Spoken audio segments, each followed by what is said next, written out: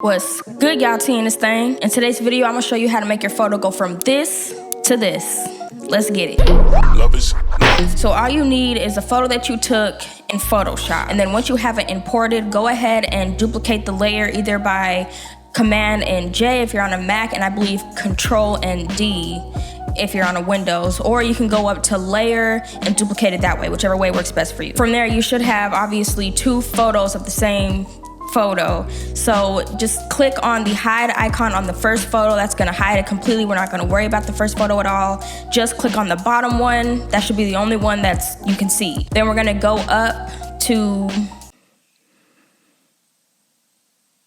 all right, so with your bottom layer selected, go to the top where it says filter, blur, and we're gonna click on motion blur.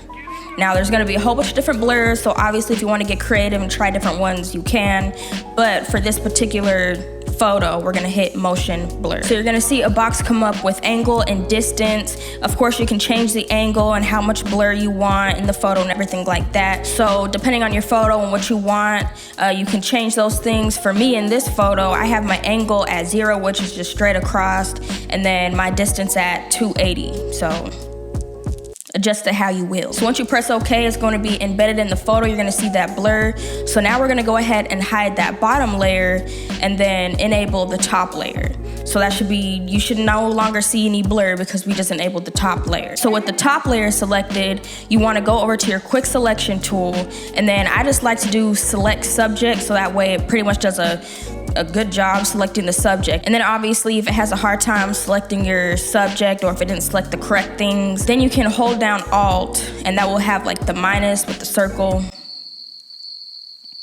And then once I got my subject pretty much down packed, I just like to go up to the selected mask and either refine the edge brush tool, you know, around if I have hair or hats, things like that.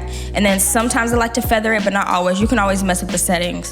Then once you press OK, it's just gonna have that outline of the subject. So you're gonna go down here and click Add Layer Mask, and it's gonna put it in a separate mask. So once both layers are enabled, you should see the crazy effect of the motion blur.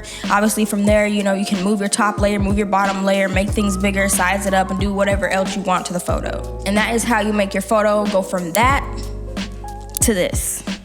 Hope it helps. I'm out. Love is love. Love is love. Love is love. Love is love. Adios.